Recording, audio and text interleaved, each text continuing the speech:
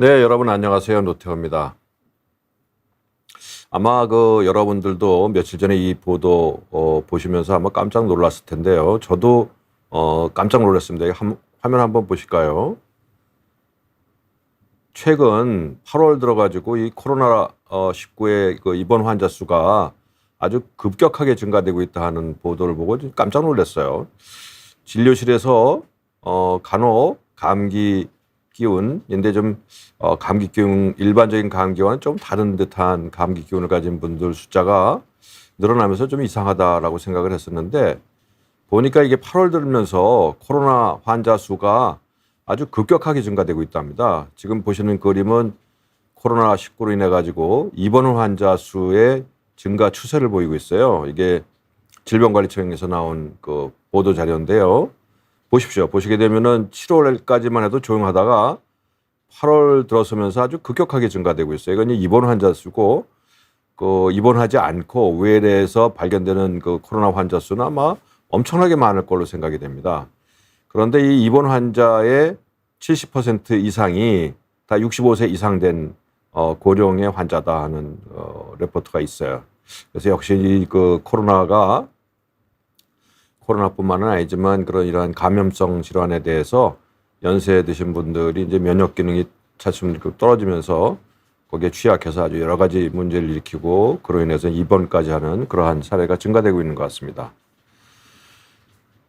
근데 이제 여름에는 보면은 이런 코로나의 증상 자체가 그 감기 증상하고 유사하니까요. 감기 증상이기도 하고 또 어떤 분들은 실제적으로 그런 분들이 계셨어요. 자기가 에어컨 켜고 잤는데 몸이 쑤시고 뭐 좀 기침도 좀 하는 것 같고 그렇다고 이거 냉방병인지 또 보도해 본 건 있으니까 이거 냉방병인지 혹시 코로나는 아니냐 하고 걱정돼서 오시는 분들이 꽤 많더라고요. 그래서 이게 지금 우리가 생각하는 것보다 훨씬 더 광범위하게 퍼져나가고 있다는 그런 느낌을 받을 수 있어요. 그러면서 이제 여러 가지 혼란이 또 오고 있어요. 보면 이저 보도에 나온 거 보니까 갑자기 이제 이 코로나가 걱정이 되니까 마스크를 다시 찾고 또 최근에 한 1년여는 또 코로나 별로 걱정이 없으니까 마스크 다 치워버리고 이제 끝났다 하고서는 했다가 다시 또 이제 마스크 찾아서 어디에 뒀더라 이제 찾기도 하고 또 이런저런 걱정이 많이 일어나는 거죠. 또 학교도 그렇고 직장도 그렇고 과거에는 이렇게 이제 코로나에 걸리게 되면은 이러이러한 진료 지침하고 학교는 어떻게 해야 된다, 직장은 어떻게 된다는 그 지침이 아주 명백하게 있었는데 지금은 그 시절이 아니니까 이게 지금 그다음에 이제는 행동을 어떻게 해야 되는가도 사실 잘 모르겠어요.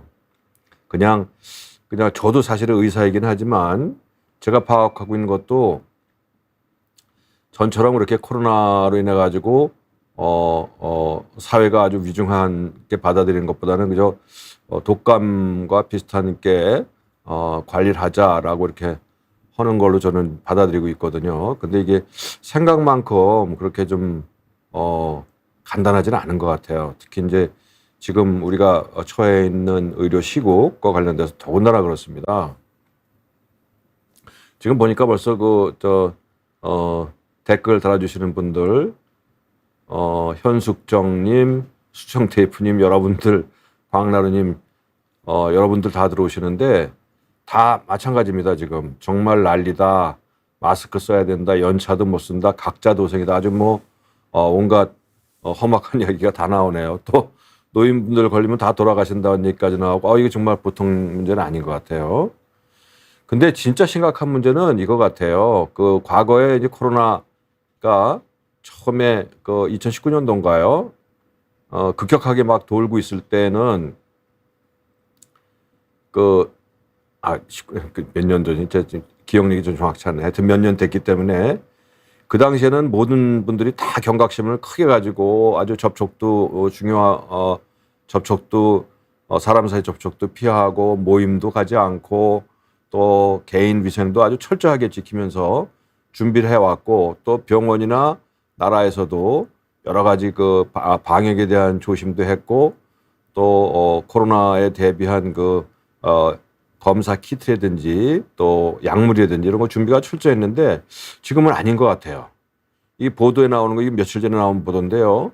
보도에 보면은 저 제목 한번 보세요. 폭염 속 코로나가 급증하고 있는데 치료제가 풍기 현상을 보이고 이거가 혹시나 해가지고 했는데 저도 이제 저한테 오시는 분들 중에 이제 열도 나고 또 이런 그 감기 기운이 있어가지고 코로나 걱정되는 분들이 있기 때문에 저는 이제 주로 이제 심장병을 가지고 계신 분들을 이제 주로 진료를 하기 때문에 근데 이제 그런 분들이 대개 이제 연세가 좀 드시니까 연세 드신 분들이 특히 이제 이거 좀 취약할 수가 있기 때문에 검사를 하고 투약을 하려고 생각해 보니까요. 없어요, 약이요. 팍스로비드라는 약 자체를 구할 수가 없더라고요. 그 약국에다 전화를 해봐도 약을 가지고 있지 않다고 그러더라고요. 근데 이 보도를 보니까 진짜 치료제 품귀 현상이 발생했다라고 했고요. 또 방송에 보면은 치료제뿐만 아니라 진단 키트조차도 품귀 현상이 있더라. 저도 그랬어요. 진단 키트를 갖다 구입하려고 그랬더니 없다고 그래가지고 좀 기다려가지고 지금 간신히 구해놓은 게 있거든요. 그래서 이게 지금 아마 물건이 모자라는 게 있는지는 잘 모르겠는데 유통상에 준비가 좀 덜 돼 있다. 갑자기 우리가 이제 이런 다시 상황을 맞이하니까 많이들 당황하고 있는 것 같습니다. 이승현님은 보니까 5번이나 걸렸다 그러네요. 근데 몸살 두통이 아주 심했다고 그러고 실제적으로 이 걸리는 분들 보면은 뭐 증상은 굉장히 심하잖아요. 후각 손실이 있었다는 것도 있고요. 맞습니다. 지금 그 도도잇 님이네요. 어르신이 걱정이라고 하는데 진짜 맞습니다. 이 어르신들이 가장 취약하고 사실은 이제 젊고 건강한 분들, 면역이 괜찮은 분들한테는 사실 그냥 감기 몸살, 독감 정도로 앓고 지나가는 게 치명적일 수가 있잖아요. 우리 몇 년 전 기억나시잖아요. 우리 주변에 있는 분들, 가까운 분들도 진짜 느닷없이 걸려가지고 진짜 속절없이 세상 뜨는 거 우리 너무나 많이 목격했기 때문에 특히 연세 드시고 기저질환 가지고 계신 분들한테는 그렇게 쉽게 볼 일은 아닌 것 같습니다. 이것도 이제 며칠 전에 그 인터뷰 나온 기사 보니까요. 제가 노랗게 표시했죠. 17일 의료계에 따르면 확산에 따라 병원과 약국 곳곳에서 팍스로비드 등 먹는 치료제 부족 현상이 이어졌다 하면서요. 이 숫자가 나와 있어요. 6월 넷째 주에 1,200명, 1,300명 분에서 7월 다섯째 주에 42,000명으로 증가됐다고 그래요. 33배. 그러니까 이게 증가세가 우리가 얼핏 생각하고 있는 것과는 전혀 다르게 아주 급격하고 무섭게 증가하고 있다는 걸 갖다가 알 수 있는 것 같아요. 또 이 감염내과 교수 한 분이 인터뷰한 거 보면은 이건 정말 심각하네요. 이렇게까지 됐을 줄은 몰랐어요. 지난주 중후반부터 약을 못 받는 고위험군들이 생겼다. 심각하네요. 그래서 입원해야 될 정도의 상황이 되게 되면 항바이러스 주사제를 써야 되는데 그때는 이미 늦을 수도 있다. 그러니까 미리 생겼을 때 항바이러스제를 복용해서 병을 좀 깔아앉혀 놔야지 순탄하게 넘어가는데 그게 제대로 안 되게 되면은 이제 아주 병이 중환이 생겨가지고 진짜는 그때는 중환자실까지 입원해야 되는 이런 상황이 된다 그러니까요. 예, 이게 얘기가 되니까 이제 많은 분들이 오셔가지고 댓글을 남기시네요. 코 막히고 냄새 안 나서 죽다 살아나는 적도 있다. 실제 이 코로나의 증상 중에 이거 있습니다. 뒤에 제가 설명해 드릴게요. 또 증상보다 데미지가 남는다. 간뇌폐 맞습니다. 이거 제가 오늘 말씀드릴 거예요. 그다음에 초콜릿님은 지방대학병원 도산 직전이고 응급실 가더라도 의사가 없어서 입원 못합니다. 맞습니다. 이거 참 심각한 문제가 된 것 같아요. 네. 방금 말씀하신 대로 이게 진짜 심각한 문제예요. 과거에는 코로나 환자가 그렇게 급격하게 증가하고 했음에도 불구하고 의료 시스템이 원활하게 돌아갈 수 있었거든요. 그래서 응급실, 중환자실을 통해 가지고 물론 뭐 모든 분들이 다 회생하지는 못했지만 그래도 최선을 다해서 치료할 수가 있었는데 지금은 여러분들이 상황 너무 잘 아시는 것처럼 정말 심각하거든요. 이거 최근에 나온 보도인데요. 8월 17일자에 나온 보도인데 중환자 치료 인력이 별로 없는데 입원 환자 확 늘 수도 있다 하는 걱정이고요. 그림 보시게 되면은 진짜 확실하게 늘고 있어요. 그리고 치료제 공급 차질에 26만 병을 추가 주문했지만 도착 잘 안 하고 있다는 겁니다. 그래서 고위험군에서 약을 복용을 못 하고 있다. 다음 주 초중반부터 입원 환자가 급격하게 늘 수 있다 하는 걱정이 현실적인 걱정이 돼가고 있는 것 같아요. 그런데 지금 여러분들 걱정하시는 것처럼 응급실에 최소 인원, 유지 인원이 안 된답니다. 지금 응급의학과 전문의 6명이 안 되는 응급실 상당수라고 그러네요. 이게 이제 이런저런 이유로 인해 가지고 응급실에 지금 전공의 선생님들이 이제 직장을 떠나 가지고 따로 취업을 하거나 아니면 군대에 입대하는 분들이 굉장히 많다고 그러더라고요. 그러니까 그렇게 되니까 응급실을 지키고 있는 전문의들한테 그 부담이 엄청나게 늘어나게 되는 것이고 그 부담을 느끼지 못하고 버티지 못하고 또 응급실에서 발생하는 문제들 때문에 소송당하고 그러니까 일할 의욕이 떨어지면서 한 분이 관두게 되면은 병원의 시스템이라는 게 그래요. 응급실에 6명이 기본적으로 돌아가야 되는데 그중에 한 분이 관두게 되면요.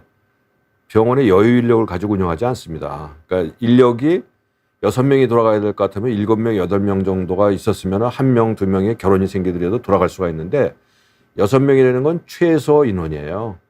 그 중에 한 분이 일을 못하고 떠나버리게 되면은 그 부담이 나머지 사람한테 돌아오는데 현재도 본인이 감당할 수 있는 최선의 일을 다 하고 있는 건데 최대한의 일을 하고 있는데 거기에 부담이 조금만 더 가게 되면은 잠깐은 버틸 수 있지만 더 이상 버티는 게 불가능하거든요. 그러니까 그 다음 분도 나도 정말 못하겠다고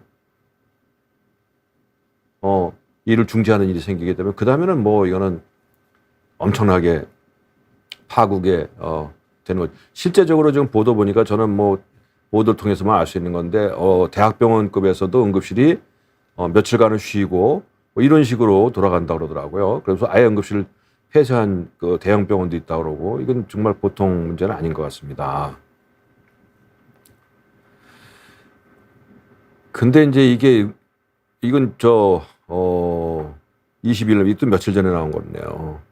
전공의가 이탈되니까 응급의료에 이제 문제가 생기니까 어떻게 할 방법이 없으니까 지금 뭐라 그러냐면은 응급실 이용을 좀 줄여야 되겠다라고 판단한 거예요. 그래서 나와 있는 게 뭐냐면은 어처구니 없는 그 대책을 냈어요. 뭐냐면은 응급실에 진찰료를 올려가지고 경증 환자는 본인 부담, 돈을 많이 내게 하면은 좀 덜 오지 않겠느냐. 뭐 이렇게 해가지고 이걸 대책이라고 지금 얘기를 했네요. 근데 이게 대책이 되겠습니까? 이 얘기예요. 나가 있는 그 의사들 또 기존에 있는 의사들을 충분히 도와서 잘 돌아가게 해서 많은 환자들이 오더라도 볼 수 있도록 해내는 게 원칙이잖아요. 우리가 몇 년 전에 겪었던 일이잖아요. 그때 아무리 힘들었어도 지금보다 훨씬 더 많은 위험이 있었음에도 불구하고 다 같이 힘을 합해가지고 그 위기를 극복을 했는데 지금은 나와 있는 대책이라는 게 응급실이 부담이 되니까 고작 경증 환자한테 돈 많이 내게 해서 좀 덜 오게 하겠다 이런 대책이라고 이게 내놨는데 참 걱정입니다 이거. 근데 여기에 참 문제가 있는 게 경증 환자라는 게요. 경증 환자의 정의가 뭐로 생각을 하세요? 내과 계통에서는요. 특히 중환자를 많이 보는 내과 계통에서는 경증 환자, 중증 환자가 머리에 붙이고 나타나지 않아요. 처음에는 당연히 경증인 걸로 생각을 했는데 나중에 그 검사를 통해서 진단되는 거 보면 아주 심한 중증이어가지고 뭐 중환자실 입원하고 심폐소생술하고 이런 난리 생기는 일이 뭐 허다하거든요. 근데 이걸 갖다가 그냥 돈을 올려가지고 진찰료를 올려가지고 경증 환자를 못 오게 한다 그러면은 환자들 입장에서는 진짜 중증임에도 불구하고 스스로 나는 경증일 것이다라고 판단해서 치료를 제대로 못 받는 분들이 계실 수도 있고요. 이게 참 보통 문제는 아닌 것 같아요. 그냥 이렇게 물론 뭐 외상이 조금 심하지 않은 외상이 있거나 그냥 뭐 코피가 좀 나거나 뭐 이렇게 해서 감기 걸려가지고 응급실 오는 분들을 좀 자제시켜가지고 중환자 케어를 좀 철저히 하겠다 하는 의도는 충분히 하는데 이게 쉽지 않습니다. 이게 그 함정이 있을 수 있어요. 잘못하면은 본인 스스로 경증이라고 판단하는 중증 환자가 치료 시기를 놓쳐가지고 위험한 일을 당할 수 있거든요. 그래서 이건 참 좋은 방안은 아닌 것 같아요. 여러 가지 생각을 해야 될 것 같아요. 네.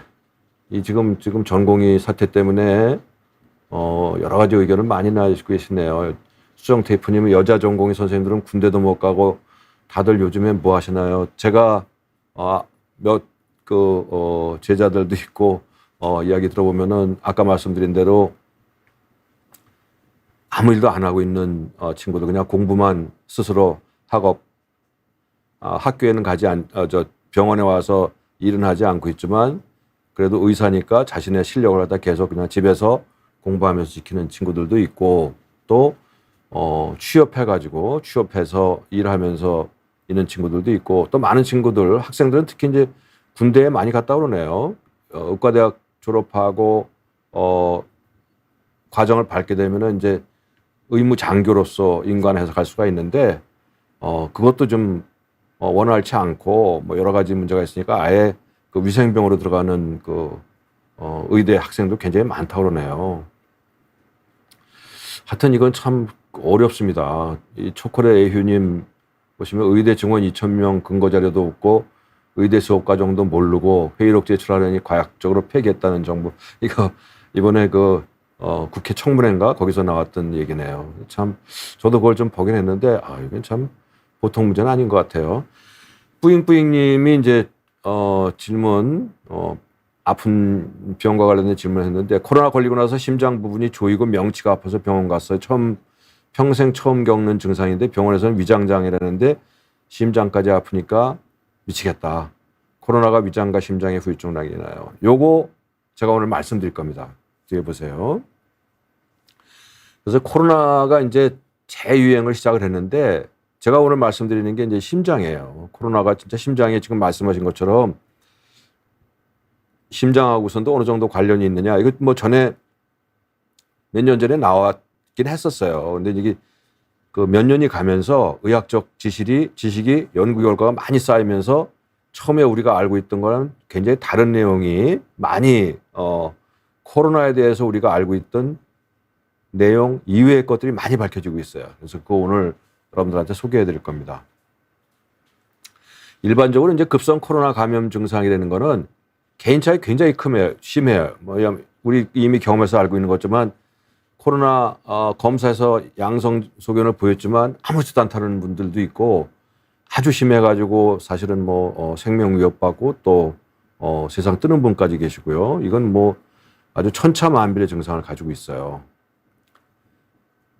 그런데 이 증상을 갖다가 지금 미국의 과학기술의학 아카데미라고 하는 데에서 이 급성 코로나의 증상을 요약을 해서 발표낸 게 있어요. 이거 최근에 나온 얘기입니다. 근데 저도 사실 깜짝 놀랐어요. 우리 코로나라고 그러면은 심한 감기 몸살의 폐렴 이 정도로 그냥 생각하고 있잖아요. 그러다가 합병증이 생겨가지고 위험한 일도 당하고 근데 증상으로 기술된 게 이거예요. 이거 보시게 되면요.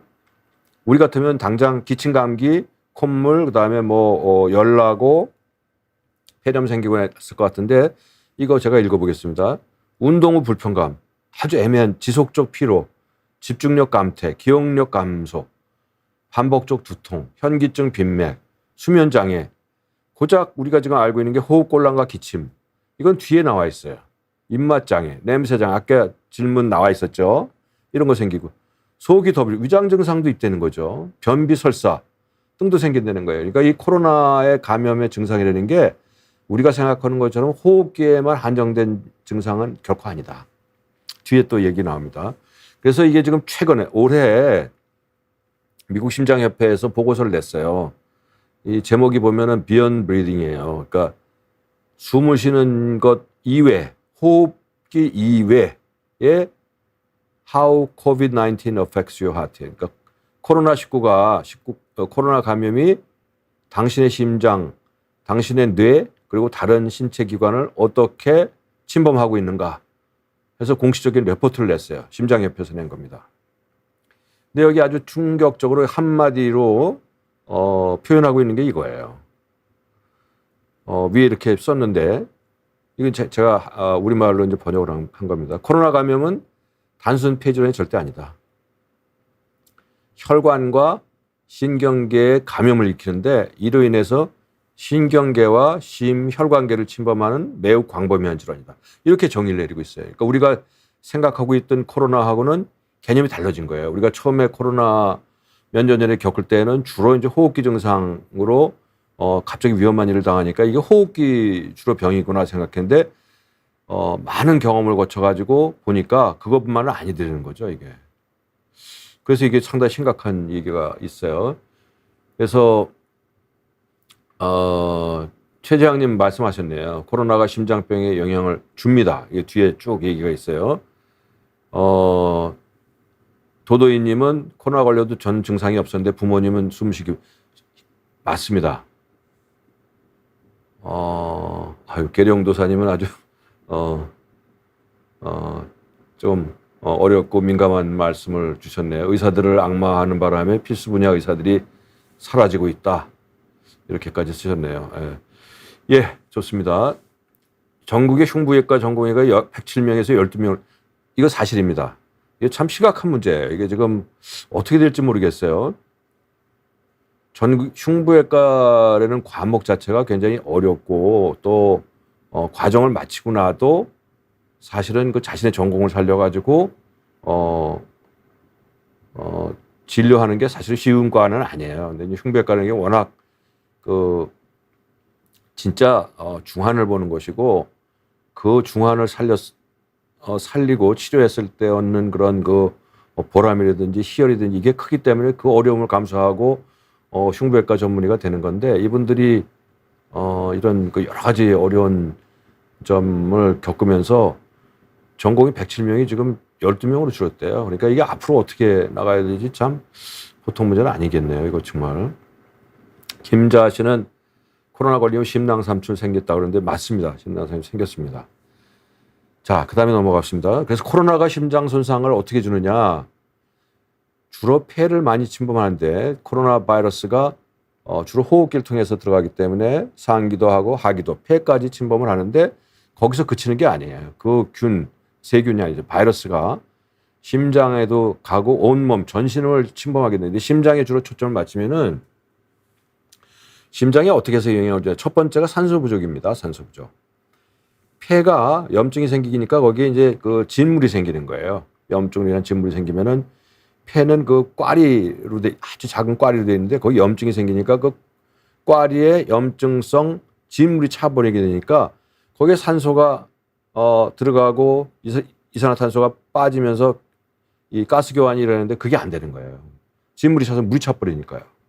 그래서 결국에는 산소가 계속 모자란 상태로 몸에 있게 되니까 산소가 모자라면은 아주 취약한 기관이 어디냐면 심장 중요 기관들이에요. 심장, 뇌, 콩팥 이런 데예요. 그런 데가 손상을 가는 겁니다. 그런데 심장은 계속 운동을 해야 되기 때문에 굉장히 산소를 많이 공급받아야 되는데 굉장히 취약한 거죠, 이게. 저산소증이 심장을 직접적으로 나쁘게, 그러니까 바이러스가 직접 공격을 하기도 하고 저산소증이 심장에 가는 산소 공급을 못하게 하니까 그걸로 손상이 오기도 하는 겁니다. 두 번째가 심장의 염증이에요. 코로나 바이러스가 직접적으로 바이러스 자체가 심장을 공격해요. 심장을 공격하게 되면은 심장하고 바로 싸고 있는 게 심낭이거든요.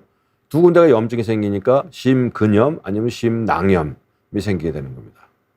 그것도 있고 염증, 면역 반응으로도 또 생기기도 하고 뒤에 또 얘기 나오고요. 혈관에도 염증을 일으켜요. 동맥혈관, 정맥혈관 상관없대요. 혈관 내피세프라고 그래가지고 혈관을 보게 되면은 혈관 안쪽에는요 아주 매끄럽습니다. 꼭 기름칠하는 것처럼 매끄러워요. 그게 왜 그러냐면 내피세프라고 하는 게 깔려 있어가지고 거기서 피가 그러니까 혈구가 거기 달라붙어서 굳지 않도록 아주 매끄럽게 돼 있으면서 거기에서 혈관 내피세포에서 굳지 않도록 하는 호르몬 같은 걸 내요. 근데 이제 이게 공격받으니까 혈전이 생기는 겁니다. 혈전이 생겨가지고 그 혈전이 동맥혈관에도 생기고 정맥혈관, 뇌혈관에도 생긴다는 거거든요. 그래서 혈류장애 때문에 혈관에 염증 생겨서 전신에 산소하고 영양분을 공급해야 되는 파이프라인에 문제가 생겨서 혈류장애가 생기는 것도 있고요. 그 다음에 스트레스 신근증이에요. 이것도 굉장히 심각한 얘기인데요. 이 코로나에 걸려가지고 걸리는 것 자체가 사실 굉장한 스트레스가 되는 겁니다. 그래서 심근증이 생기는 게 바이러스가 심장 근육을 손상시키는 것도 있고 또 혈관에 문제가 생기는 것도 있고 면역 반응 때문에 생기는 것도 있고 어쨌든 이러한 이유로 인해서 심장 근육이 손상이 돼서 심장 근육이 가지고 있는 기능이 펌프해가지고 혈액을 내보낸 거죠. 이게 잘 안 되는 거예요. 그게 바로 심부전입니다. 그다음에 또 한 가지 스트레스예요. 이 코로나로 걸리는 스트레스가 심적인 스트레스, 육체적인 스트레스 마찬가지입니다. 이게 스트레스가 생기게 되면은 카테콜아민이라고 하는 호르몬이 우리 몸에서 과도하게 나오면서 그게 또 심장을 공격을 해요. 심장기를 떨어뜨립니다. 그다음에 이제 아마 기억이 나실려나 모르겠어요. 사이토카인 폭풍이라고 그래가지고 이건 면역 반응이래요. 바이러스가 들어오게 되면은 우리 몸은 그 바이러스를 죽이기 위해서 면역계가 작동을 해요. 근데 이 면역계가 어떤 경우에 지나치게 작동을 하는 거예요. 바이러스만 죽이면 좋은데 바이러스뿐만이 아니라 자신의 몸을 또 공격을 해버려요. 이게 사이토카인 폭풍이라는 거예요. 여기에 손상되는 기관이 심장, 콩파, 간 이런 데가 아주 무차별적으로 공격을 받아가지고 심장을 침범하게 되면 아주 위험한 부정맥이 생길 수 있어요. 이런 것들이 심장을 손상시키게 됩니다. 예. 룰루랄라님, 코로나 걸리고 난생 처음 심장 통증을 느꼈고 팍스로비드 맞습니다. 이 팍스로비드가 실제적으로 이 바이러스를 죽이는 약이기 때문에 바이러스가 처음에 이런 여러 가지 일련의 반응을 일으킬 때 초기에 바이러스 숫자를 줄이고 바이러스만 죽여버리게 되면은 이런 일련의 반응이 잘 안 일어나거든요. 그래서 심장통이 금방 사실 굉장히 참 훌륭하고 좋은 약이에요. 근데 지금 이게 물리상의 문제인지 어떤 문제인지 모르지만 지금 나라가 보유하고 있는 확보해 놓은 양이 좀 적다라고 얘기 들었어요. 그래서 지금 약을 구하는 게 좀 어렵다 그래요. 예. 그 다음에 코로나가 심장 손상을 주는 코로나에 걸리게 되면 우선적으로 심장 박동수가 올라가요. 근데 박동수가 올라가는 거는 당장 크게 나쁜 건 아니고요. 일시적으로 열이 나기도 하고 탈수가 생기기 때문에 일시적으로 심박도가 올라갈 수 있어요. 이런 경우에 우선적으로는 충분하게 수물을 섭취하는 겁니다. 물 많이 마시고 식사 제대로 하게 되면은 일시적으로 깔아앉을 수가 있어요. 깔아앉으면 이건 괜찮은 거예요. 일시적인 거니까. 근데 깔아앉지 않고 꼭 진찰을 해야 되는 경우 제가 써놨잖아요. 심장이 빨리 뛰거나 혹은 불규칙한 거예요. 이거는 코로나 바이러스건 혹은 코로나의 면역 반응이거든 아니면 스토미드건 간에 심장을 직접적으로 공격받고 있는 거예요. 심장이 빨리 뛰거나 불규칙하거나 그다음에 어지럽거나 부정맥이 생기면서 심장이 불규칙하거나 너무 빨리 뛰기 때문에 그 심장에서 펌프 기능이 떨어지면서 혈액이 제대로 못 나가서 혈압이 떨어지고 어지러울 수가 있어요. 어지럽고 어지러가 기럽시 이런 것들은 위험한 증상일 수 있어요. 그다음에 가슴이 답답하고 불편감이 지속되게 되면 꼭 진찰을 받아서 심장에 손상이 있지 않은 거 꼭 보셔야 돼요. 네, 지금 시국이 그래서 그런지 자꾸 이런 의견을 주시는 분들이 많으시네요. 전공의들이 이번에 국시도 보지 않잖아요. 그렇게 되면 이제 의사가 나오지 않는데 어떻게 될까요? 하고 질문해도 저도 잘 모르겠습니다. 참 이건 보통 심각한 문제는 아닌 것 같아요. 이게 여러분들 아마 아시겠지만 의과대학은 학년제예요. 그래서 그 학년에 배워야 할 과목 중에 단 한 과목이라도 패스하지 못하면요. 과목으로 인해서 유급합니다. 10과목, 20과목을 배우는데 20과목 중에 한 과목이 과락이다. 그럼 진급이 안 돼요. 유급이에요. 한 학년 더 다시 모든 과목을 다시 다 배워야 돼요. 근데 지금 학생들이 지금 국가고시도 안 봤잖아요. 진급이 안 되게 되면요. 그러니까 국가에서는 지금 심각하니까 그냥 진급시켜주겠다 그러는데 그것도 사실 보통 문제가 아니죠. 그것도요. 이렇게 되면은 이제 어떤 일이 생기냐면은 신입생을 뽑을 거 아닙니까? 그런 신입생하고 의과대학 1학년에서 2학년으로 올라가야 되는데 올라가지 않은 친구들 한 반에서 같이 공부를 해야 돼요. 근데 지금 의과대학이라는 게 많이 착각을 하고 있는 것 같아요. 의과대학이라는 게 그냥 책상하고 의자만 있으면은 되는 걸 생각하시는 건데 천만의 말씀입니다. 의과대학에서 강의 비중이라는 건 얼마 안 돼요. 실제적으로는 실습을 하고 그다음에 교수들한테 개인적으로 지도를 받는 게 굉장히 중요한 건데 이게 지금 되지 않을 수가 있는 거죠. 참 걱정입니다, 이게. 예, 하여튼 다시 또 넘어가서요. 증상이 일단 숨이 찰 수가 있어요. 이 심장을 침범하게 되면 저런 증상이 나오게 되면 이런 걸 의심하게 되는 겁니다. 첫 번째, 숨이 차는데 산소 포화도가 중요해요. 그 코로나 우리 몇 년 전에 할 때 그 산소 포화도 하는 기계 장비를 갖다가 다 놓아주기도 하고 또 병원 가면 꼭 이거 체크하잖아요. 산소 포화도가 92 미만이면은 산소 교환이 잘 안 되고 있는 거예요. 거기에다 숨이 차고 다리가 붓고 하면 이거 심부전 꼭 의심하는 거고요. 가슴 통증이 있으면 가슴 통증은 또 원인이 여러 가지 있을 수 있어요. 근데 통증이 좀 심하면서 지속되고 속이 좀 미스거리기도 하고 숨도 차는 것 같고 하면 심근경색 꼭 의심하는 겁니다. 실제적으로 발생할 수 있는 거거든요. 그다음에 흉통이 들이쉴 때 들숨에 흉통이 있으면 이건 폐하고 기관지 쪽에 염증이 있을 거고요. 통증이 갑작스럽고 매우 심한 통증이 생기게 되면 폐색전증을 의심. 이게 다 코로나와 관련이 있어요.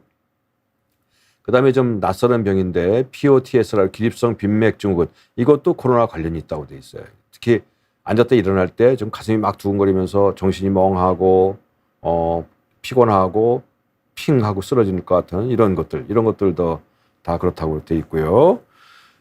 최재학님이 질문을 주셨는데 심방세동 약을 복용 중인데 더 좋아지지도 않고 나빠지지도 않고 부정맥이 4% 정도라고 하시네요. 과로하게 되면 좀 힘이 붙인다고 말씀하셨어요. 심방세동이 사실 이 질문만 가지고 대답하기 참 어려워요. 왜냐하면 심방세동이라는 병이 그 정도가 우리가 그냥 진단명은 심방세동이지만 심방세동이 생긴 지 얼마 됐느냐, 그 다음에 심장 초음파상에서 좌심방 크기는 얼마나 돼 있느냐, 또 심장의 기능은 얼마냐, 또 지금 보면 한 4% 정도가 심방세동이라고 그러는데 약은 어떤 약을 드시고 있느냐, 이런 것들을 다 따져봐야 돼요. 그 다음에 과로하면 힘이 붙인다 그러는데 혹시 심부전을 같이 가지고 있는 건 아닌가, 이런 것들을 쭉 종합적으로 판단해야지만 상태를 갖다 정확히 판단하고 그 다음에 어떻게 충고를 해드릴 수 있죠. 의학적 조언을 해드릴 수 있어요. 그래서 질문만 가지고 얘기하기 참 대답드리기는 좀 어렵습니다. 그래서 좀 이해해 주셨으면 좋겠고요. 강정희님, 스텐트 한 사람이 코로나 걸리면 위험한 것. 스텐트 한 사람뿐만 아니라 스텐트를 한다는 건 어떤 사람이 스텐트를 하냐면은 동맥경화증이 있고 그걸로 인해 가지고 심장 혈관에 손상이 있어서 좁아지거나 막혀가지고 거기에 스텐트 한 거거든요. 그럼 이건 기저질환이 상당히 심한 기저질환이에요. 그러니까 심한 기저질환이 있는 분들은 코로나에 걸리게 되면 훨씬 더 위험성이 커지는 거죠. 이건 뭐 너무나 당연한 얘기입니다. 기저질환 중에서 대표적인 기저질환, 우리가 혈압, 당뇨만 있어도 기저질환이 있다라고 표현하잖아요. 거기 연세 드시고 또 스텐트라는 게 이제 젊은 경우보다는 그래도 중년 이후에 나이가 좀 들어가면서 관동맥 질환이 생기기 때문에 이런 몇 가지 점을 고려한다면 스텐트까지 하시는 분이 코로나에 걸렸다 그러면 이건 기저질환이 제법 있는 분이 걸린 거기 때문에 조금 더 신경을 써야 된다 이렇게 말씀드리고요. 수정 테이프님은 또 느닷없이 전혀 질문을 주셨네요. 하루에 몇 시간 자야 심장 건강에 도움이 될까요? 이건 데이터가 나와 있어요. 심장 건강뿐만 아니라 자신의 건강을 위해서는 최소한 7시간 자야 된다는 게 수치상으로 나와 있어요. 7시간 꼭 기억하십시오. 7시간은 주무셔야 됩니다. 자, 다음 강의 들어가겠습니다. 이거는 지금 그 존스 홉킨스라고 그러는 미국에 있는 그 아주 그 유명한 병원에서 만들어낸 자료예요. 그래서 이런 코로나에 걸렸을 때 이러한 증상이 있으면은 가운데 있는 거는 911이에요. 119를 찾아라. 그 정도로 응급 상황이 되는 겁니다. 어떤 거냐면 지금 영문에 있기 때문에 소개를 해드리겠습니다. 우선 첫 번째, 왼쪽의 증상이 shortness of breath예요. 그러니까 숨이 차면은 본인이 숨이 차다고 느꼈으면은 이러한 걸 관찰해라. 첫 번째, 산소 포화도가 92% 미만이면 119 부르라는 거예요. 이건 응급 상황이다 이렇게 생각. 그 다음에 입술이 파래지거나 입술이나 얼굴이 좀 펄해진다. 이거는 산소 공급이 제대로 안 됐을 때 생기거든요. 아까 말씀드렸잖아요. 코로나 걸리게 되면은 첫 번째 나타날 수 있는 게 그 산소 교환이 생기는 폐포라고 그러는데 진물이 생기고 액체가 차게 되니까 산소 교환이 안 된다고 그랬잖아요. 그러면서 그 산소 포화도가 92 밑으로 떨어지고 그게 안 되니까 입술하고 얼굴이 시퍼래지면서 갑작스럽게 생긴다 그러면은 이거는 꼭 119 불러서 119를 불러서라도 병원에 신속하게 가라 얘기입니다. 두 번째가 흉통이에요.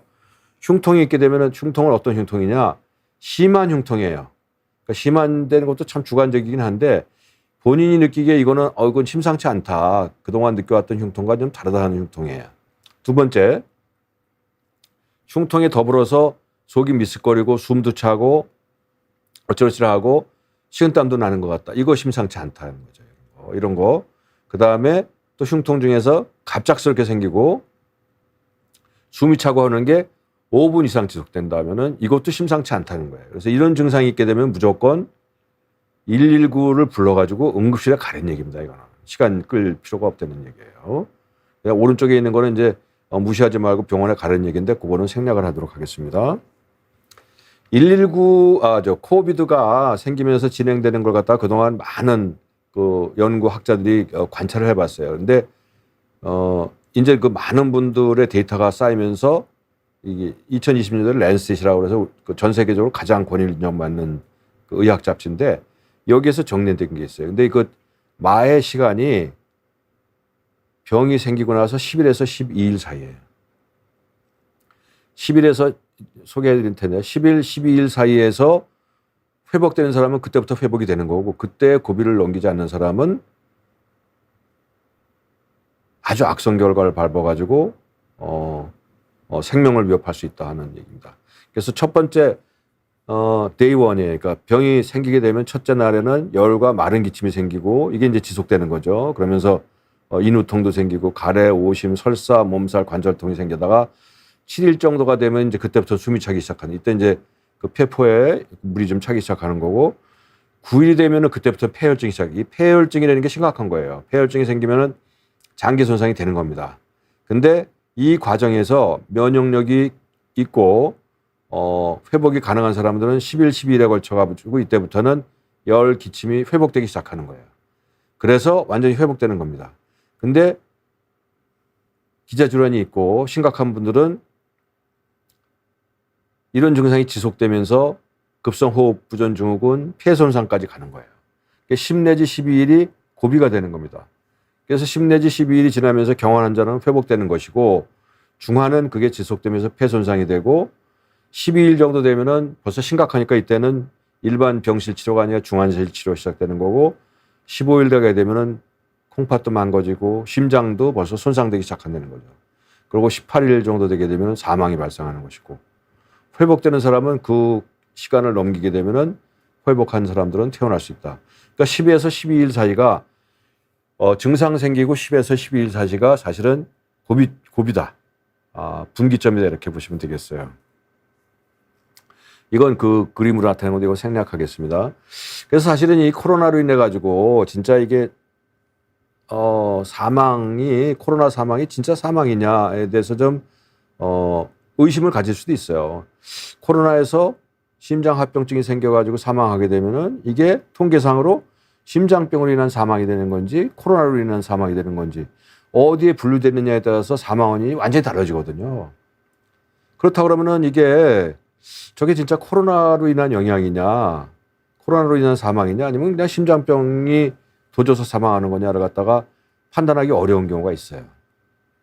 그래서 통계가 필요한 겁니다. 그래서 이건 지금 그 미국의 질병관리청에서 만들어낸 통계예요. 이게 코로나가 발생될 당시의 얘기인데 그래서 굉장히 장기간의 사망률을 갖다가 쭉 측정을 해봤더니 거의 큰 차이가 없는 거예요. 계절에 따른 차이가 약간 있지만 거의 그 사망이 발생하는 숫자가 굉장히 일정하더라는 거죠.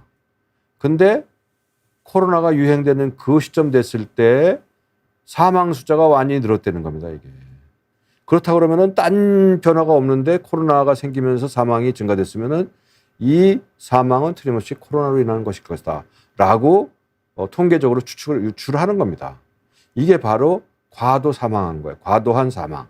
과도한 사망이 발생하는 게 바로 그 시점에서 어떠한 일이 발생했는가를 보고 이렇게 판단하는 겁니다. 그래서 이 WHO에서는 2020년에서 2021년 사이에 코로나로 인해 가지고 관련된 사망이 익세스한다 했어요. 그러니까 코로나로 인해서 평상시 같으면 사망하지 않았겠지만 코로나에서 더 많이 사망한 게 1,490만이라는 거예요. 전 세계적인 거죠. 뭐 엄청나게 많은 숫자예요. 그러니까 이거 코로나로 인한 사망을 지금 우리가 그냥 지금은 이런저런 이유로 인해 가지고 조금 좀 덜 심각하게 받아들이는 경향이 있는데 이거 절대 그럴 상황 아닙니다. 이거. 이 코로나로 사망하는 원인을 따져봤더니 다 폐에 나빠서 사망할 것 같지만 호흡부전, ARDS 2개밖에 안 돼요. 호흡기에 관련된 거는요.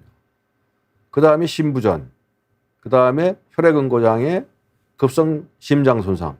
이 심장으로 인한 사망이 굉장히 많아요. 그 다음에 폐혈성 쇼크, 신장 손상, 감염 뭐 이런 것들인 거예요. 그래서 코로나로 인해 가지고 심장의 손상이 심장 침범이 우리가 생각하는 것보다 훨씬 많다 하는 거 꼭 기억해 두시고요. 그래서 이걸 이제 파악하기 위한 혈액 검사가 좀 있긴 있어요. 그래서 임파구 혈액상의 임파구수를 갖다가 판단해 봤더니 이제 의사들이 걱정하는 거는 치료는 똑같이 치료를 하는데 어떤 분들은 고비를 잘 넘겨서 생존해서 태어나는 분들도 계시고 어떤 분들은 정말 불행한 일을 겪는 분들이 있는데 그게 어떤 차이가 있을까를 갖다 연구한 데서 크게 아주 명백하게 밝혀지는 거 아닌데 이런 것들이 좀 차이가 있다는 거죠. 제7병일제에 혈액의 임파구 숫자가 높은 사람들은 사망률이 상대적으로 훨씬 적더라 하는 거예요. 그 다음에 혈액검사상의 D다이머 뭐 이런 건 좀 의학적인 용어라서 좀 그렇긴 한데 D다이머 이게 뭐 혈전과 관련된 것이고요.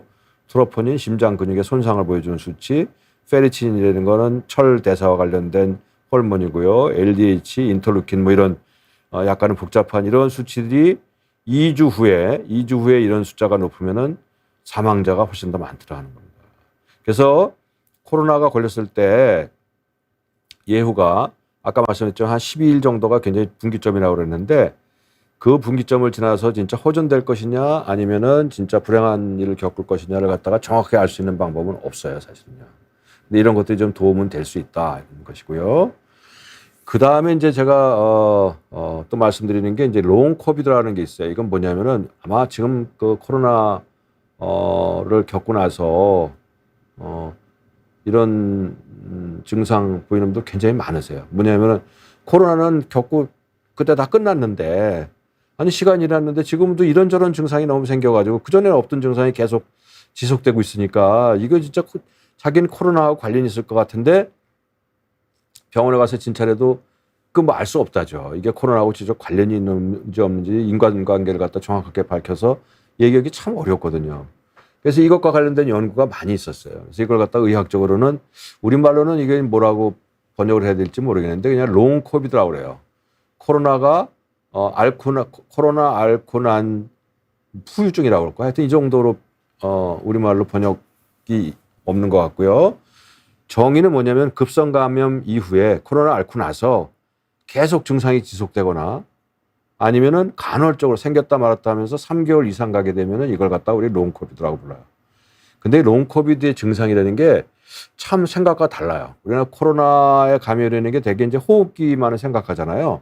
근데 보십시오. 여기 보면 첫 번째가 두뇌 증상이에요.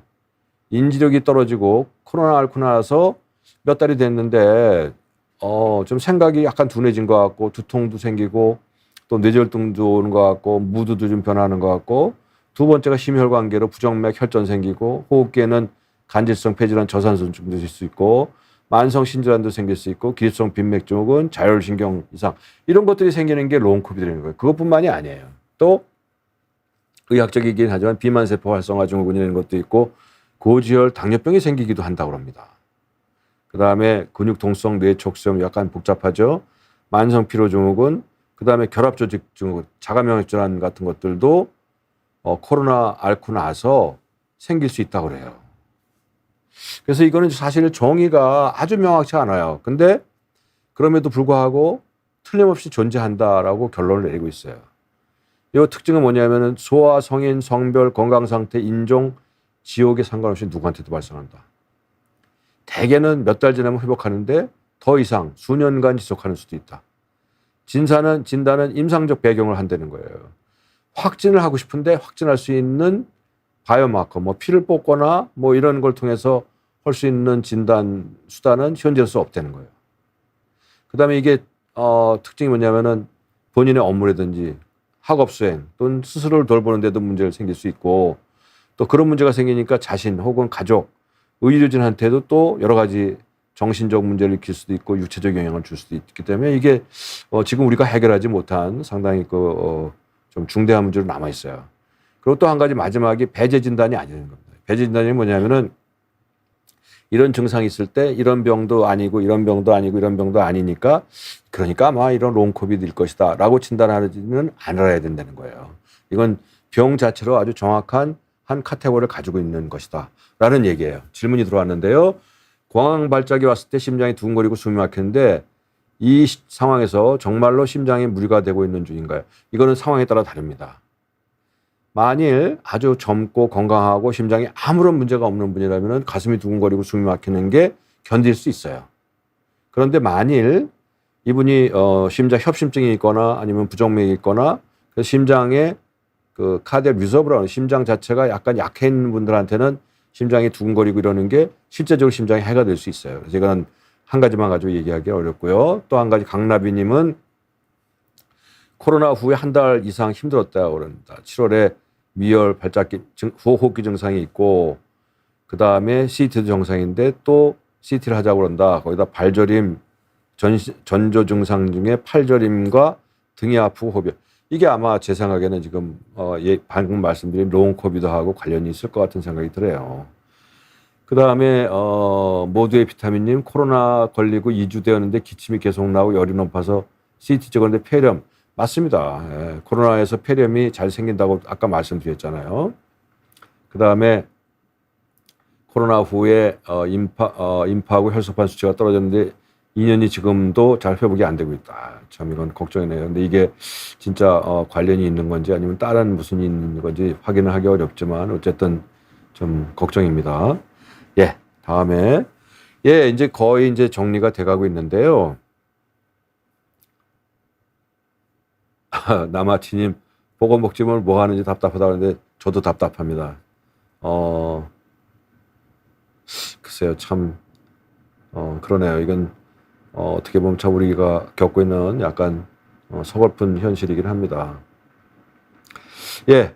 그다음에 코로나 후 구내염이 자주 생겨요. 확실해요. 라고 말씀하셨고요. 또 신종플루나 메르스처럼 소멸되지는 않을까요? 소멸됐으면 좋겠습니다. 근데 지금 생긴 게 벌써 몇 년 됐고 작년에는 거의 발생이 없었던 것 같아요. 그래서 없어지는가 싶었는데 올해 또 이렇게 그냥 급격하게 느는 거 보면은 이건 좀 더 두고 봐야 되겠네요. 코로나 걸렸는데 약국에서 약을 사 먹었다고 그러네요. 약은 정해진 날짜가 있어요. 저도 사용한 지가 오래돼가지고 잘 기억은 안 나는데 며칠간 먹어야 된다는 게 정확하게 나와 있기 때문에 그거 따라서 하십시오. 이거는 또 이거 며칠 전에 나온 21일 날 보도고, 이건 또 22일 날 보도네요. 지금 여러분들 다 생각하시는 것처럼 사실 참 심각한 상황입니다. 지금, 코로나 발생은 급격하게 증가하고 있고, 그거에 대비해서 지금, 의료계도 좀 정확하게 대비가 안 되고 있어요. 더군다나 의료계 지금 처해 있는 상황 때문에, 응급 환자나 중환자실을 처리하는 데 있어서도 상당히 어려움이 있고요. 또 그것뿐만 아니라 지금 진료 진단 키트라든지 아니면 팍스로비드 자체도 조금 준비가 덜 돼 있어가지고 상당한 좀 어려움이 있다 그러네요. 예, 지금 나온 거 보면은 코로나19의 확산세가 곧 절정이 올 것 같다. 근데 지친 응급실은 지금 답이 없다라고 이런 얘기가 나왔고 심지어 이런 보도까지 나온 게 있었어요. 정치 건물도 응급실 뺑뺑이 김종인 새벽에 이마 깨졌는데 응급실 22곳서 거부했다 나왔어요. 22일 날 저녁에 나왔는데 이분이 아마 넘어지셨던 모양이에요. 넘어지면서 머리에 새벽에 이마가 깨져가지고 그 보도 보니까 몇 센치가 열상이 오면서 꿰맸다 그래요. 꿰맸다 그러는데 이분도 응급실을 가려고 했는데 22곳에서 오시는 게 좀 오셔도 지금 금방 돌봐드릴 수 없다라고 거부, 말로는 거부지만 실제적으로 상황이 받을 수 있는 상황이 아닌 겁니다. 응급실에 6 6명이 있는데 워낙 응급실에 전문의가 1명, 2명 있어야 되고 밤중에는 뭐 한 분이 계시더라도 또 전공의가 몇 분이 계시고 그러면은 응급실에 돌아갈 수가 있는데 전공의 없는 상황에서 전문의 한 사람이 있으면서 환자 보고 있는데 한 분 환자 보게 되면은 몇십 분 시간이 걸리고 또 CPR이라도 하게 되면 1시간씩 붙어 있어야 되는데 그때 환자가 오게 되면 뭐 돌봐드릴 방법이 없는 거예요. 거부가 아닌 거예요. 이건 거부라고 표시했지만 거부라는 건 좀 과한 표현. 돌봐드릴 수가 없기 때문에 못 봐드리는 겁니다. 그래서 이런 상황까지 됐기 때문에 사실 이거 심각한 상황이에요. 이거 마지막 슬라이드입니다. 그래서 2024년 8월 15일 며칠 전에 질병관리청에서 다시 이러한 그 권고사항을 냈어요.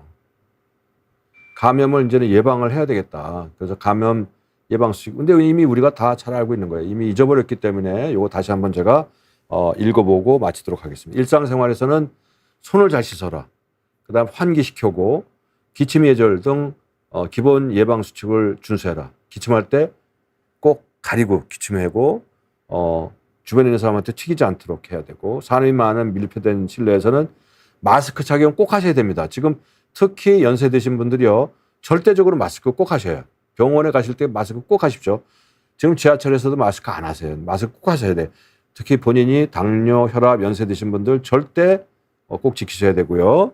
그다음에 감염이 됐을 때는 다른 사람을 위해서 마스크 착용하고 불필요한 만남을 자제하고 발열 호흡기 증상이 심한 경우 꼭 집에서 쉬시고 회사 등도 병가 등을 제공해요. 근데 이거 아직 회사에는 어떤 지침이 내려와 있지 않아요.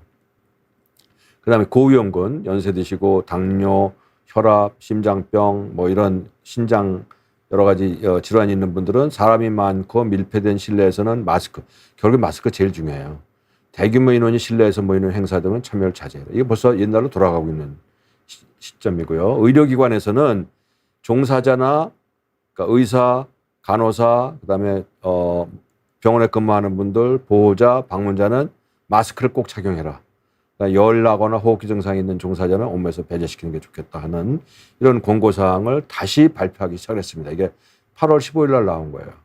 이게 이제 다음 주에 어떠한 상황이 벌어지느냐에 따라서 더 폭발적으로 발생하게 되면은 어떤 식으로 더 강화될지는 모르겠어요. 하여튼 지금은 어떻게 튈지 모르는 상황이니까 절대적으로 자신의 건강을 스스로 돌보는 그러한 역할을 스스로 꼭 해주시기 바랍니다. 특히 연세 드시고 기저질환 가지고 계신 분들 마스크 꼭 쓰고 생활하시기 바랍니다. 네, 여러분 경청해 주셔서 감사합니다. 노태우입니다.